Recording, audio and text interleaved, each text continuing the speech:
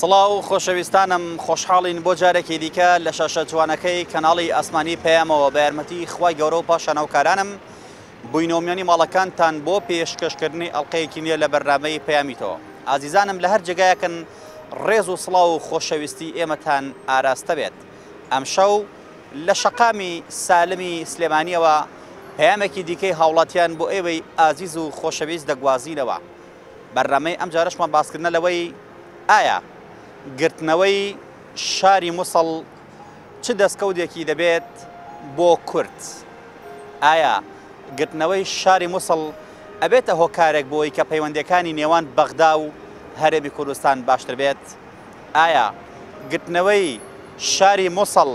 ئەبێتە هۆکاریەوەی کە کورد وەکو پاڵەوان بە تایبەتی پێشمەرگەکانمان وەکو پاڵەوان بناسرێن و بتوانن وەکو هێزێکی خۆڕاگر هێزێکی پۆڵاین لەسەر ئاستی عێراق و لەسەر ئاستی وڵاتانی دراسیە و لەسەر ئاستی جیهان نێودەوڵەتی بناسرێت؟ ئایا ئەو دەستکەوتانە چین کە لە گرتنەوەی مووسڵدا بۆ گەلی کورد دێتە دی؟ با بزانین پەیامی هاوڵاتیان سەبارەت بەم بابەتە چییە؟ فەرمون با پێکەوە گوێبیستی وەڵامەکان بین. بەڕای من هیچ تەناوە فێڕۆدانی خوێنی پێشمەرگە و هیچتر کە پێشمەرگە ناتوانێت لەو جێگا بمێنێتەوە و دوایەوە چۆڵی بکات چ دەستکەوتێکە بۆ کورد؟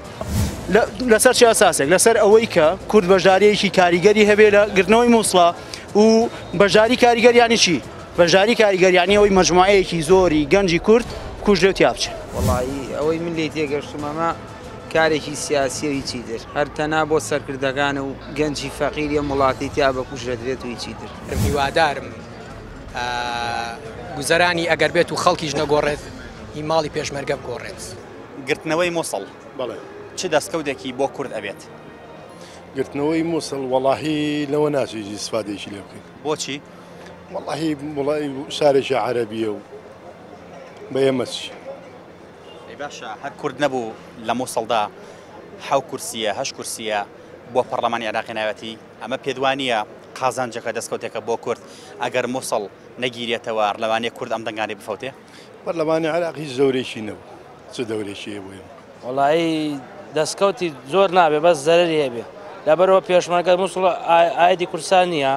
پێشمەرگە ڕاددانە کوشت و هەروە و هیچ کێش ئینێکی نییە. بۆ ئایدی کوردستانیە شاری کوردی نییە؟ وەڵایی ئێمە بە شاری خۆمای نازانین لەبەرەوە عارەب زۆرنشینی عارەبە. باشە کورد لەو شارەدا 7 کورسی 8 کورسی نەهانیوە پەرلەمانی عێراق ئەمە دەستکەوت نییە بۆ کورد ئەگەر داعشی تا بمێنێ لەوانەیە ئەم دەنگانەی کورد بۆ خودی داهات و بڕوات. خۆی داعش لە هەموو شوێنێ بێر خراپە نەک لە مووسڵ لە هەموو شوێنێ هەر داعش خراپە و هێزێکی باش نییە. من خۆم وەکو پێشمەرگەی سەر لە جەلولا داوامەکەم هەموو کات بەرەنگای داعش بووینەتەوە بەس پێشمەرگە و گوناحە بۆ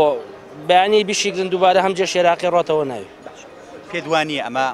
هۆکارێک بە بۆی کە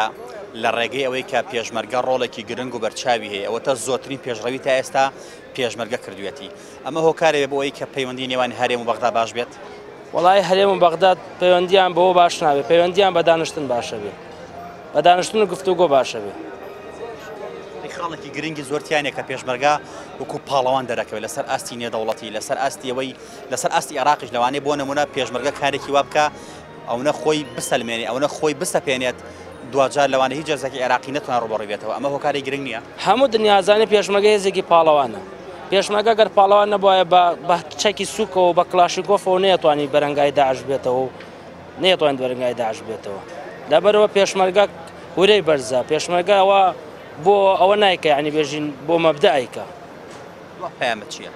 دوا پەیامەوەی سەرکەوتن بۆ هێزەکانی پێشمەرگە و لێرەوە ڕێز و سڵامی بە هەموو پێشمەرگەکانی لەبەرەی جەنگ. بەڕای من هیچ تەناوە فێڕۆدانی خوێنی پێشمەرگە و هیچتر کە پێشمەرگە ناتوانێت لەو جێگا بمێنێتەوە و دوایەوە چۆڵی بکات چ دەستکەوتێکە بۆ کورد؟ پێدوانیە دەنگێکی زۆری کورد کە لە پەرلەمانی عێراقا کورد چەند کورسێکی هێناوە لە پەرلەمانی عێراق 7 کورسی تا 8 کورسی هی دەنگی کوردەکانە لەوانەیە ئەگەر داعش تیا بمێنێتەوە بۆ خولی داهاتووی هەڵبژاردنەکان لەوانەیە کورد ئەم دەنگان لەدەست بدات. ئەمە کێشەی بۆ میزانیەی کورد و کێشەی بۆ کورد دروست ناکات؟ بەڕای من میزانی کورد بەتەنها ڕێکەوتنی سیاسە لە بینی سەرکردەکان و حکوومەتی عێراقیە دەستکەوت چییە من ئەمە بە مزادەیە کە زانم مقابلی موچەی چەند مانگێک بۆ پێشمەرگە ئەم شەڕە بە پێشمەرگە بکرێت بەبێ هیچ دەستکەوتێ من وای بۆ بێتە هۆکارێک بۆ ئەوەی کە پەیوەندی نێوان عێراق و بەغدامە هەنگاوێک بۆی کە پەیوەندی نێوان عێراق و بەغدا بەرەو باش بڕوە ئەگەر هیچ ڕێکوتنێکی پێشۆخت هەیە خراپێتە بەردەمی جەماوەر منیشاڵم شتێکی باشە بەس هەموو شەکان کەمان بەنا دیاری ما بێتەوە دەسەر ئەگەر ما بێتەوە بەڕای من هیچ دەستکەوتێ نیە بۆ کورد پێوانیە پێشمەرگە زیاتر وەکو پاڵەوان دەرئەکەوێت لەسەر ئاستی عێراق لەسەر ئاستی نێودەوڵەتی لەسەر ئاستی وڵاتانی دراوسەیە لەسەر ئاستی جیهان بە جۆرێکە ئیتر هەموو هێزەکانی چواردەور بە تایبەتی هێزی عێراقیەکان سڵ لە پێشمەرگەکەنەوە ئەم پاڵەوانەی پێشمەرگە دەرناخە واللهی بەڕای من ڕۆژی هێز نییە ڕۆژی هێز نییە ڕۆژی ڕێکوتنی سیاسیە تۆ هیچ زەمانەتێک نەبێت بۆ شەڕی دوای پێشمەرگە بە پاڵەوان دەرکەوێت یا دەنەکە هەر بە پاڵەوان دەرکەوتووە لە جیانی شاناوی خۆی هەیە بەڵام نازان بەڕای من هیچ دەستکەوتێکی گەورە بۆ کورد نانێتەوە ڕێکوتنی سیاسیش هەبێت لەسەر بنەمای سیاسی بێ نەک دەم و شتێکی خەیاڵی بەلای بەڕای منە دوا پەیامە چییە؟ وەڵی دوا پەیامم زۆر بەداخم بۆ پێشمەرگانی کە لێ شەهید دەبن سەری هەمومان بەرزەکەنەوە هەموو برا و کەسی ئێمن بەڵام خۆزگە ئەم خوێنەی کە ئەڕژێ لە مووسڵە بۆ بەرژەوەندی کوردیش وایە ئومێدە نییە ئاواتە خوازم بەس وای نابینم وەڵایی بەلانی منەوە هیچ بۆ وەڵایی ئەوەی من لێ تێگەشتم ئەمە کارێکی سیاسی و هیچی در هەر تەنا بۆ سەرکردەکان و گەنجی فەقیریە وڵاتی تیا بەکوژدرێت و هیچی تر باشە پێدوانیە بەشداریکردنی پێشمەرگە وەکو پاڵەوانێک وەکوەی کە زۆرترین پێشڕەوی کردووە و زۆرترین سەربەری تۆمار کردووە لە یەکەم ڕۆژی شەڕەکەدا پێدوانی ئەمە ببێتە هۆکارێک بۆ باشترکردنی پەیوەندی نێوان عێراق و با بڵێن بەغدا و هەرێم پەیوەندیەکان بەرەو باشتر بڕوا لە ئاڵۆزیە بەرەو باشتر بڕوا من نەرۆکو پێشتر ئەرزم کردی ئەمە تەنها بۆ سەرۆکەکان ئەوە بێ دەینا هیچ گۆڕانکاری ڕوونایە لە وڵاتە نەخێر بەعکس وەروە خۆی مێنێتەوە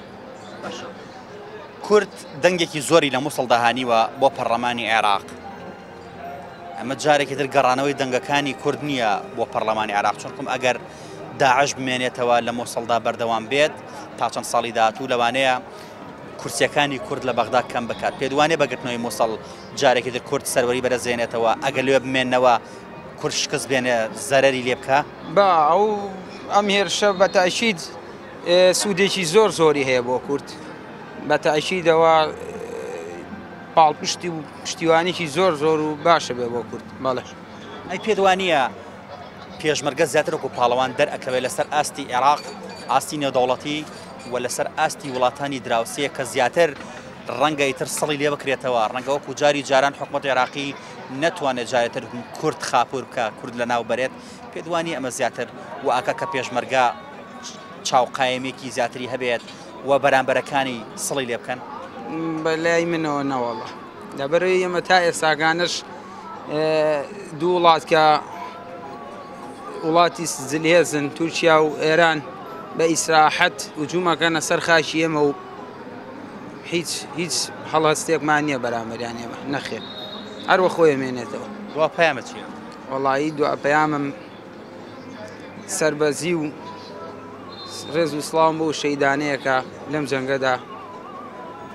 ماڵاوای مالیەکەن گرتنەوەی شاری مووسڵ چ دەستکەوتێکی بۆ کورد ئەبێ بەڕای تۆ؟ وەڵایی من تەسەوری شتێکی باش ناگەم نازانم هیچ ئەمەلێکم پێی نیە نازانم وەکو خۆم پێم خۆشە بیگرنەوە و پێشمەرگەکان ئەمیان سەلامەت منویچیان لێنێ بەڵام بە کووترەگەر بڵێ وەزعی خەڵکە گۆڕێت هیچ ئەمەلێکم نییە پێدوانیە بەگرتنەوەی مووسڵ کە پێشمەرگە ڕۆڵێکی بەرچاو و کارێگەری تێدا ئەبینێت تا ئێستاش کە ئەمڕۆ یەکەم ڕۆژی جەنگەکەیە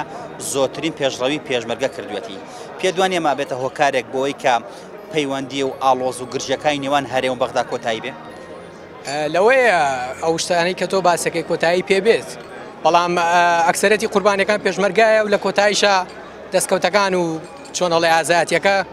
هەر بۆ ئەمریکا و بۆ بەغامێنێتەوە نواتە سەورەکە پێدوانێ پێشمەرگۆک و هێزێکی پاڵەوان زیاتر دەرئەکەوێت لەسەر ئاستی نێودەوڵەتی لەسەر ئاستی عێراق بەتەکید لەوەیە مەسەلەن ناوبانگی پێشمەرگە بە شێوازێکی باش بڕوا بەڵام ئایا سوودێکی سوودێ بە پێشمەرگە ئەگەێنێ ئایا حیات و گزەرانیەوە ئەگۆڕێت یان ناگۆڕێت ئەو پرسیارە موهیمەکەیە. پێدوانی ئەمە ئەرکی کوردستانە کە بەشداری بکات لە گرتنەوەی مووسڵدا چکۆم بەڕاستی کورد دەنگێکی ئێجگار زۆری هێنەوە لە شاری مووسڵدا 7 کورسی تا 8 کورسی هێناوە بۆ پەرلەمانی عێراق کەواتە پشکی هەیە لە مووسڵدا ئەرکی سەرشانی شەری کە دیفاعی لێ بکات و بگرێتەوە وانە پێم خۆشە ئەگەر وا بێت بەڵام وەکو پێ دەڵێم ئەمەلم نییە نازانم هەستەکەم دوایی کە وەزعەکەی ئەتیادیە بێتەوە ئێمەینەوە شوێنی خۆمان و ئەوانی شوێنەکانی ئێماگرن و هەروای لێت دوا پەیامە چییە؟ هیوادارم وانە بێت مادام ئێمە بەشێکین لە عێراق شتێکی تەبیعیە بەشداریان کردو پێشمەرگار چەنە زۆر ناخۆشەکە بینین گوێمان لێ بێ پێشمەرگە یەکتیاچێ یاخود وەکوتر بەڵام هیوادارم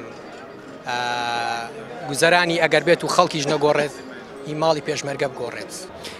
بۆ کورد من وا هەستەکەم دەستکەوتەکە ینی شتێکی وانە لەبەرچی لەبەرەوەی کێشەی نێوان بەغدا و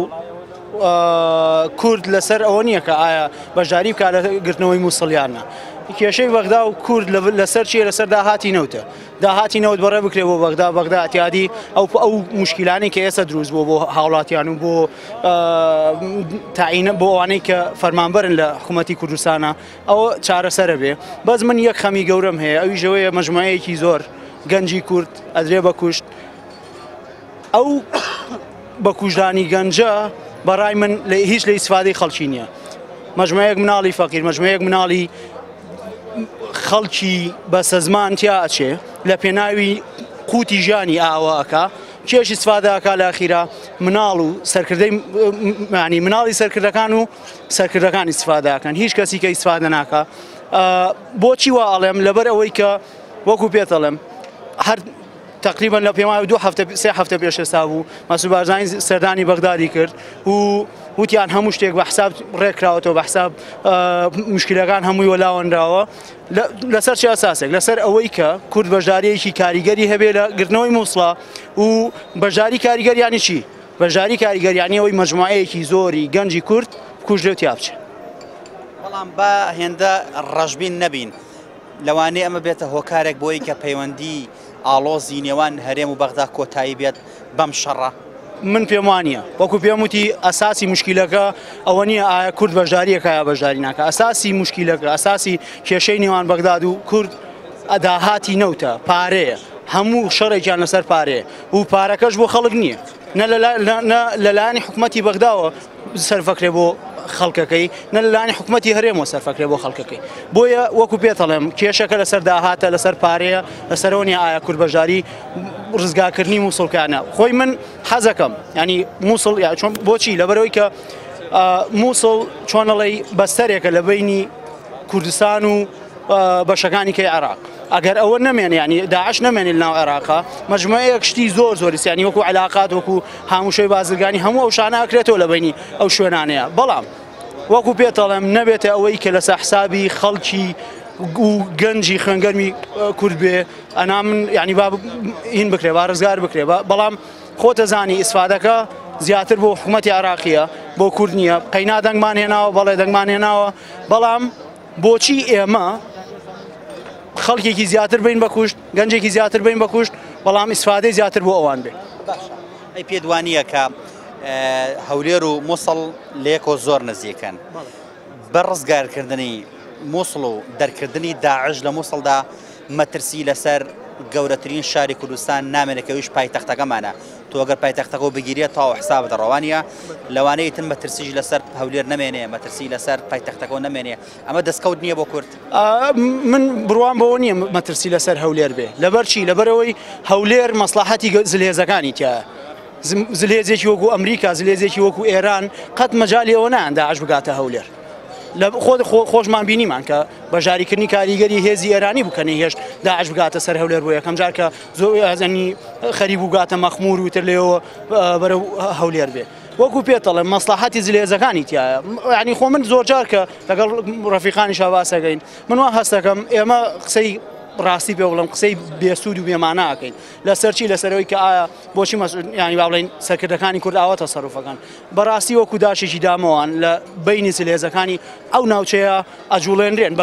بە پێی مەسلحەتی خۆیان بە پێی مەسلحەتی خۆیان دوا پەیامە چییە؟ دوا پەیامم ئەوەیە خۆزگە گرتنەوەی کورد گرتنەوەی مووسڵ ئەفۆن لەسەر ئەساسی خوێنی و گەنجی کورد نەبووە خۆزگەوانە بووە هەتا ئێرە هاوڵاتیان پێیان وایە گرتنەوەی مووسڵ سوودێکی ئەوتۆی بۆ گەلی کورد و هێزی پێشمەرگە نابێت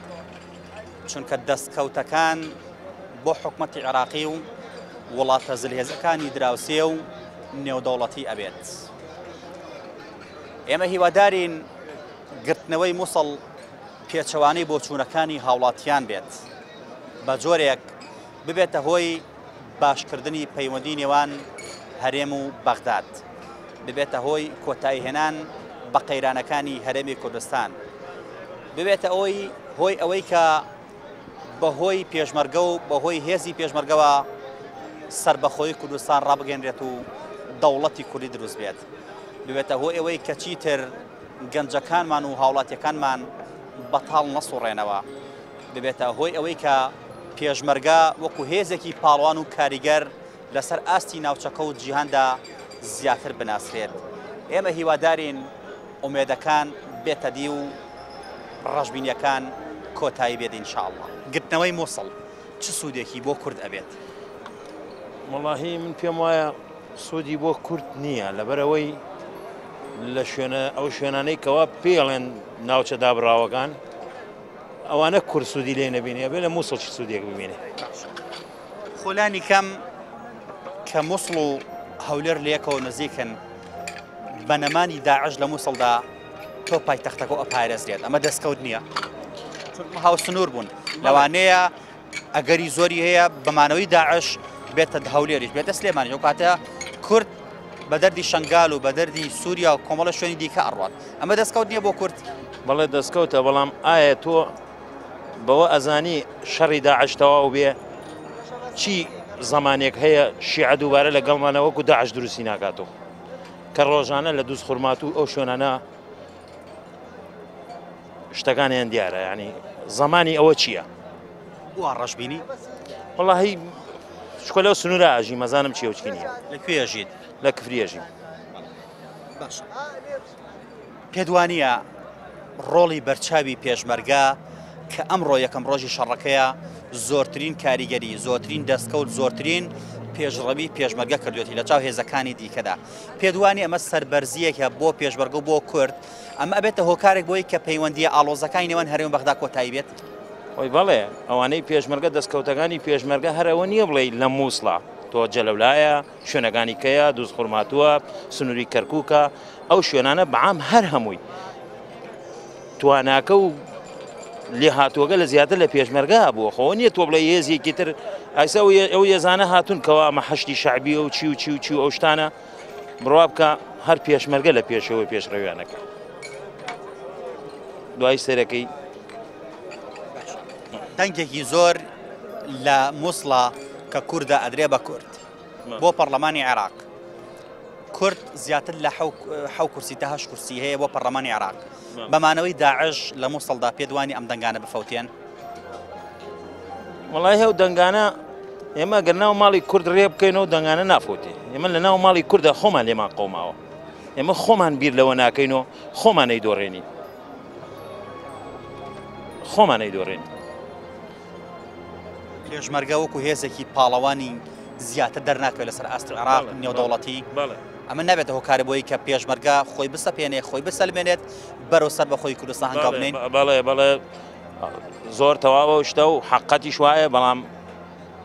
بەڵام یەکگرتنەوەی ناو ماڵی کوردی زۆر زۆر زۆر زۆر لەوە ئەساسترە تو بڕۆی دیفاع لە عەرەبێ بکەی کە عەرەبەکە زڵتە تۆ پەیامە چییە؟ وەڵام من پەیامەوەیە داواکارم لە خوای گەورە ئەو پێشمەرگانە لەو سەنگەرانە سەرکەوتویان بکە لە شتاغیان بکە داواکاریشم لە مەسوولەکان با بیرکەنەوە فکر لەو پێشمەرگانە بکە بڕوا بکەوە پێشمەرگانەی سە لە ١٨ 10,000 لە گیرفانێن نیە بزان بە چی مخلوسیەکەوە خۆیان دەرە بڕن بۆ کورد و کوردایەتی وڵاتەکەیان و خاکەکەیان ئەوانیش داواکارم لە خوای گەورە بیرێ بکەنەوە یەک بگرنەوە واز لەم ئەیە بێرن و ئەوە بێنە وەڵاهی جارم پێم وانە ئەم کێشەی کورد بوو بێ ئەمە یاریەکی تراژیدی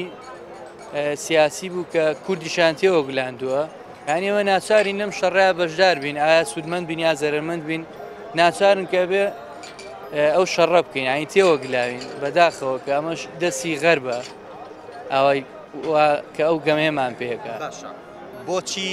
شەڕی کورد نییە لە کاتێکە بەشێکی زۆری مووسڵ کووردە باشە و لە مێژیشەوە شارێکی کوردی بووە و هەروەها لە شاری مووسڵدا کورد بۆ پەرلەمانی عێراق دەنگێکی ئێجگار زۆری هانیوە بۆچی شەڕی کورد نییە بۆچی پێم وایە شەڕی کورد لە بەرەوەی ئێمە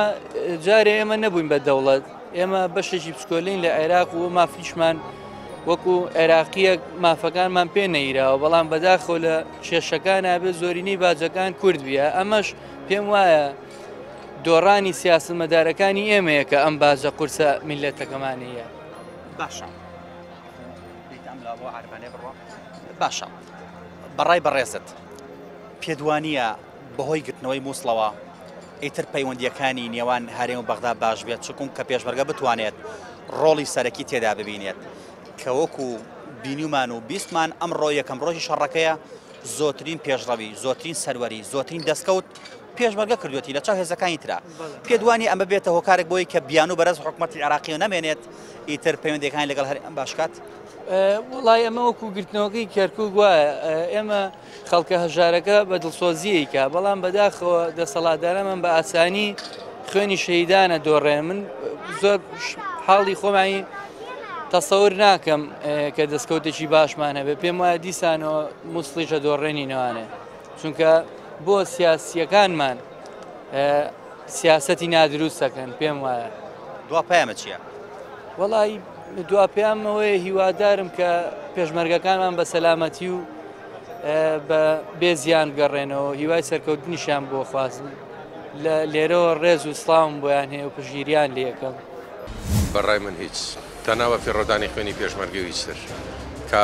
پێشمەرگە ناتوانێت لەو جێگا بمێنێتەوە و دوایەوە چۆڵی بکات چ دەستکەوتێکە بۆ کورد لەسەر چی ئاساسێک لەسەر ئەوەی کە کورد بەژاریەکی کاریگەری هەبێ لە گرتنەوەی مووسڵە و بەژاری کاریگەریانی چی بەژاری کاریگەریانی ئەوەی مەجموعەیەکی زۆری گەنجی کورد کوژرێت یا بچێت وەڵی ئەوەی من لێ تێگەشتمەمە کارێکی سیاسیەوەی چی در هەر تەنا بۆ سەرکردەکان و گەنجی فەقیری وڵاتی تیا بە کوژرێت و هیچی در هیوادارم گوزەرانی ئەگەر بێت و خەڵکیش نەگۆڕێت هی ماڵی پێشمەرگە بگۆڕێت بەڵێ هەڵبەت شاری مووسڵ بە حکمەوەی کە یەکەم شاری عێراقا لە ڕووی فراوانی و لە ڕووی جیۆپۆلۆتیکەوە بۆیە بەڕای من گرنگجی و تایبەتی خۆی هەیە بە تایبەتیش کە ئێستاکە هاوسنوورە لەگەڵ هەرێمی کوردستانە و کە لە کاتی ئێستادا کە خلافەتی داعش لەوێت بەردەسەڵاتدارە بۆیە ئەمە کاریگەری خۆی هەیە بۆ هەرێمی کوردستان و هەرێمی کوردستان لە ڕووی جیۆپۆلۆتیکیەوە ئەتوانم بڵێم هاوسنوورە لەوێ و ئەگەر بێت و یاخود دەسەڵاتی داعش لەو سنوورە بەفراوانە بمێنێتەوە ئەوە تاسیرێ بێ بۆ هەرێمی کوردستان و ئەتوانی بڵێن لە ڕووی ئەمانەتەوە و لە ڕووی ژیانەوە ئەمانەتی تیان نابێت ئەتوانین بڵین مەترسی ئەگەوێتە سەر گەورەترین شاری ئەمە کە پایتەختەکە ماناویش هەولێرە مانەوەی داعش مەترسی ئەمە هەیە بەتاکید مانەوەی داعش نەکار بۆ هەولێر بۆ هەموو هەرێمی کوردستان و بۆ ڕووی جیهانیش کاریگەری خۆی هەیە بەتاکید پێت وایە بە کۆنتڕۆڵکردنەوەی مووسڵ کە پێشمەرگە لە یەکەم ڕۆژی شەڕەکەدا زۆترین سەروەری زۆترین دەستکەوت زۆترین پێشڕەوی پێشمەرگە کردوێتی بە بەراورد بە هێزەکانی دیکەی عێراق و ئەوانە پێدوانی ئەمە بێتە هۆکارێک بۆی کە پەیوەندی و ئاڵۆزی و گرجەکانی نێوان هەرێم و بەغدا کۆتایی بێت هەڵبەت من بەڕەئی من بە تەسەوری خۆم کێشەی بینی کورد و عەرب لە دێر زەمانەوە هەیە تەنها لە دروستبوونی داعشەوە نییە تاوەکو بە کۆتایی هاتنی داعشیش ئەمە کۆتایی پێبێ چونکە بەڕەئی من عەرب ڕێز لە ئیمزای خۆی ناگرێ عەرب لەوەتی هەیە لە مێژووی خۆیان هەژ ڕێکەوتێکی لەگەڵ نەکرد لەگەڵ هەر لایەنێکی ترا کرد بێ ڕێزی لە ئەو ئیمزای خۆی نەکردووە کە کردوێتی لەگەڵ بەلایانی بەرامبەر بۆی بە تەسەوری من بە کۆتایی هێنانی داعشیش کێشەکان ناڵم لە سیاسە بنەبڕەکەن ڕەنگە چارەسەر بکرێ بەڵام ئەو چارەسەرە نابێت بۆیە بەڕێی من لە حاڵی حاضر و لە ئێستادا دەوڵەتبوونی کوردی لە هەموو خۆناغەکە باشترە ئەگەر بێت توێمە دەوڵەتبوونی کوردی ڕابگەێنین ئەتوانین ئەو کاتە دراوسێکی باش بین لەگەڵ عەرەبا و بەو دراوسێ باشیە بین لەوەی کە شەریک بین لە حکومەتە و کە نتوانین پێکەوە بژین یعنی دراوسێکی باش بین. لە مووسڵدا کورد دەنگێکی زۆری هانی حەو کورسی تا هەشت کورسی هێنا بۆ پەرلەمانی عێراق بەڕوو خاندنی داعش و ڕاونانی لە مووسڵدا پێدوانیە جارێکی تر ئەم دەنگانە بۆ کورد ئەگەڕێتەوە جارێکی تر دەنگە کارین کورد لە بەغدا زیاد بکە. بێگومان کورد لەوێ لە ڕابردووە کاریگەری و ڕۆڵی خۆی هەبووە ئەمە واقع بەڵام ئەوەشمان بیر نەچێت کە لەوێ هێزە عەرەبیەکانیش باڵا دەست بوونە ینی ڕەنگە کورد لەوێ ڕێژەیەکی کورسی باشی هەبوو بێ بەڵام هێزە عەرەبیەکانیش مەقابلی ئەوە ڕێژەی دەنگیان هەبووە بۆیە ئەمە تاکتیکێکە و لەوانی کە لەوێشن دانیشتوانی ئێوەش خۆیان ئاگاداری ینی وەسعەکە نەزانن کێ پێشڕەوی کردووە کێ دەست پێشخەرە لە ڕوخانی خلافەتی داعشە بۆیە بەڕێی من ڕەنگە کێرفی سەوتەکانی کورد زیاد بکە بەڵام بە ڕێژێکی بەرچاو پێدوانیە پێشمەرگە جارێکی تر وەکو پاڵەوانێکی باشتر وەکو پاڵەوانێکی بەهێزتر لەسەر ئاستی عێراق لەسەر ئاستی ناوچەکە لەسەر ئاستی نێودەوڵەتی زیاتر بناسرێت و لەلای هێزە عێراقیەکانیش ئیتر سڵێکی لێ بکەنەوە نەوێرن وەکو جاری جاران کون ئەرفانکەن کو لە ناوبەرن کورد قات و قڕکەن پێدوانیە ئەمە دەستکەوتە بۆ کورد کە پێشمەرگە بتوانێت بە بەشداری کاریگەر لە مووسڵدا زیاتر سنگ و قورسایی و هێزی خۆی بسەپێن لامچەکەیە بێگومان تۆ کە پێشمەرگە هەر لە بیدایی شەڕەکانەوە قارەمانەتی خۆی نواندووە لەو شەڕەدا و پێشڕەوی هەموو شەڕەکان بووە و توانیوێتی ناوچەیەکی زۆر کە پێشووتر لەژێر دەسەڵاتی داعشا بۆ ڕزگاری بکە و پێشووتر ڕەنگە پێشمەرگە دەتوانم بڵێم تاکتیکێکی وای نەبووە کە بتوانێت بەرامبەر داعش بۆسێ بەڵام لە حاڵی حاضردا پێشمەرگە بە قووەتێکی باشتر بە قیادەیەکی باشتر بە سەرکردایەتێکی بەقووەترەوە لە شەڕەکانە بەشداری دەکات بۆی ئەمە وا دەکات کە پێشمەرگە وەک ئەو ناوبانگی کە ئێستا هەیەی زیاتر هەبێ بەڵام ئەگەر بێت و وەکوەوەی کە ئێستا ئەبینە لە میداکانەوە پێشمەرگە بۆ یەکگرتووە بێت دوور لە سیاسەتی حیزبایەتی دوور لە بەرە ناوخۆیەکان کێشە ناوخۆیەکان وەلاوە بێت پێشمەرگە توانیوێتی ئەو قارەمانێتە بەدەست بێنێ و بە پاڵپشتی یەکتری پندێکی شەیە لێ ئەگەر یەکگرتووبی لە ناوخۆتا ناتوانانی هیچ هێزێ پەت بێبەرێن جا پێشمەرگەشێکێکە لەو هێزانی کە ئەتوانە بڵێم هەموو گیان لە مرۆدا شانازی پێوە دەکات بۆیە لە دوای داعش و لە ئێستاشدا پێشمەرگە سمبولی نەتەوەیەکە سمبولی گەلێکە بۆیە هیوادارم ئەو یەکگرتووی ئەو برایەتی کە ئێستا ناو پێشمەرگە بەردەوامی هەبێ و کێشە ناوخۆیەکانی خۆمان کاردانەوەی نەبێت لەسەر ئەو پێشمەرگانە وڵا گرتنەوەی مووسڵ بە تایبەتی بۆ پایتەخت پێم وابێ زەرورێکی مێژوویە لەبەرەوەی ئێمە بیرمان نەچێت بە چەند کیلۆمەترێ بینی پایتەخت و مووسڵا و ئەمە دەستکەوتێکی زۆر باشی ئەبێ بۆ خەڵکی کوردستان بە تایبەتی ئەو دوو محافەزە هەم پایتەخت و هەم دۆکیش ومێدە هەیە بۆی کە گرتنەوەی مووسڵ و ڕۆڵی بەرچاوی پێشمەرگە بێتە هۆکارێ بۆی کە گرژی و ئاڵۆزەکانی نێوان بەغدا و هەرێم کۆتایی بێ وەڵا هەڵبەت بەدەستدانەوەی مووسڵ خۆمان دەزانین ئەوە بانگراوندێکی زۆر ئەوەی هەبووە هەمووی دەستی تیا بووە چونکە مووسڵ یەکەم لێدانی سونە بووە بۆ ئەوە بووە ئانی شیعەکان ئیشان لەسەرەوە کردووە ئێستا ئەیانەوێ بە جۆرێک فەوزایە دروست بکەن ئەم گرتنەوەی مووسڵە پێم وابێ دوا بکەوێ پێدوانیە پێشمەرگە وەکو هێزێکی کاریگەر وەکو هێزێکی بەتوانە و زیاتر پاڵەوان دەربکەوێت بەگرتنەوەی مووسڵ بە ڕۆڵی بەرچاوی پێشمەرگە لەسەر ئاستی نێودەوڵەتی لەسەر ئاستی عێراقیش ئیتر حکومەتی عێراقیش و جێشە عێراقیەکانیش سڵێکی زیاتر لە پێشمەرگە و لە کورد بکەنەوە نەتوان وەکو جاری جاران قەت و عامی کورد بکەن وەڵا بە تەئکیدی تازە پێشمەرگە ڕقەمێکە لە ئەوەی ئێمەی بینین لە هێزا و پەیمانەکان ئێستا ڕقەمێکی گەورەشە ئێمە دەبینین پێشمەرگە چەند قارەمانێکی تری کردووە گرتنەوەی شنگال و گوێر و ئەوانەوە ئەمڕۆ خۆمان بە چاوی خۆمان بینیمان لە چەند سەعاتێکی کەمدا ئەو دەیانەی کە دانرابووە پێشمەرگە توانیان بیگرنەوە بەس ئەوانەی کە بۆ عەرەب دانرابوو بە تایبەتی بۆ حەشتی وەتەنیوانە بینیمان لە ڕاگەیاندنەکانە کە ئەو دەورەیان نەبوو پێشمەرگە زۆر بە ئاسانی و زۆر بە سەرکەوتووی لە کاتی تەوقیتی خۆی ئەتوانی ئەو سەرکەوتنە بەدەست بێنەوە من پێم وابێ تەسیری زۆر باشی دەبێت بۆ دوا ڕۆژی کوردی ئینشەڵڵا. خدایە خاکم بپارێزە، خدایە ڕۆڵەکانی نیشتیمانەکەم سەرکەوتوو بکە، خدایە پێشمەرگەکانم بە سەلامەتی بێنەوە ناو ماڵ و منداڵیان، خدایە خاکی پیرۆزی نیشتیمانەکەم بپارێزە لە داگیرکاری و لە کاولکاری، خدایە ڕۆڵەکانی نیشتیمانەکەم لە خراپەکاری مرۆڤەکان و لە شەڕ و لە فیتنەکانیان بپارێزە، خدایە دەوڵەتی کوردی بکەی بە نسیبی کوردانی کوردستانەکەم و خاکێکی سربەخۆمان هەبێ کە چیتر هیچ زاڵمێک و هیچ داگیرکەرێن نەتوانێت خاکی پیرۆزی کوردستانم سنوورەکەی ببەزێنێت و گەلەکەی لەناوبەرێ، خدایە سەرکەوتومان بکەی، خدایە ئەوەی پێمان دۆستە سەرکەوتووکەی،